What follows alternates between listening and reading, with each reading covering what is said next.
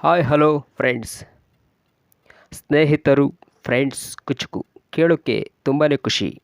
ಕಾರಣ ಎಲ್ಲ ಸಂಬಂಧಕ್ಕಿಂತ ಫ್ರೆಂಡ್ಶಿಪ್ ಸ್ನೇಹಿತರನ್ನುವ ಸಂಬಂಧ ಅತ್ಯಂತ ಮಿಗಿಲಾದದ್ದು. ನಾವಿವತ್ತು ಎಲ್ಲರನ್ನೂ ಕೂಡ ಸ್ನೇಹಿತರಾಗೆ ಕಾಣ್ತೀವಿ.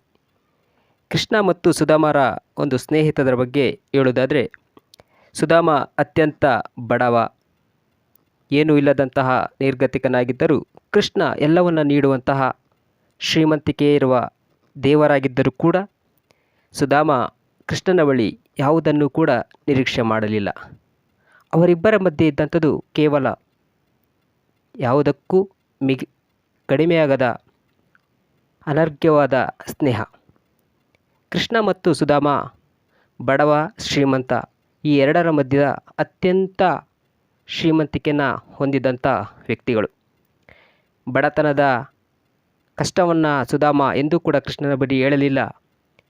ಕೃಷ್ಣ ಯಾವತ್ತೂ ಕೂಡ ತನ್ನ ಶ್ರೀಮಂತಿಕೆಯನ್ನು ಸುಧಾಮನ ಹತ್ರ ಹೇಳಲಿಲ್ಲ.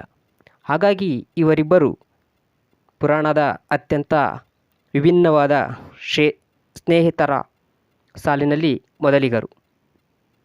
ನಾವು ಹಾಗೆ ಕೆಲವೊಂದು ವಿಶೇಷವಾದ ಸ್ನೇಹಿತರನ್ನು ಕಾಣುವಂತಹ ಪುರಾಣದಲ್ಲಿ ಇನ್ನೂ ಅನೇಕರು ಅಂತಂದರೆ, ಮಹಾಭಾರತದಲ್ಲಿ ಬರುವಂತಹ ದುರ್ಯೋಧನ ಮತ್ತು ಕರ್ಣ.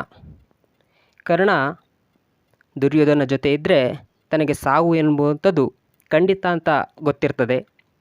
ಆದರೂ ಕೂಡ ದುರ್ಯೋಧನನ ಯಾವುದೇ ಕಾರಣಕ್ಕೂ ಕರ್ಣ ಬಿಟ್ಟುಕೊಡುವುದಿಲ್ಲ. ಕಾರಣ ದುರ್ಯೋಧನ ಅವನನ್ನು ತುಂಬ ನಂಬಿರ್ತಾನೆ.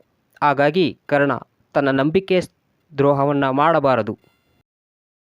ತನ್ನ ನಂಬಿದಂತಹ ದುರ್ಯೋಧನನ ನಡು ನೀರಿನಲ್ಲಿ ಕೈ ಬಿಡಬಾರದು, ಸ್ನೇಹಕ್ಕೆ ಮೋಸ ಮಾಡಬಾರದು ಎನ್ನುವಂತಹ ಮನೋಭಾವದಿಂದ ತಾನು ಯುದ್ಧದಲ್ಲಿ ಮರಣವನ್ನು ಹೊಂದಿದರೂ ಕೂಡ ಅವನು ತನ್ನನ್ನು ನಂಬಿದ ಸ್ನೇಹಿತನಿಗೆ ಮೋಸ ಮಾಡಲಿಲ್ಲ.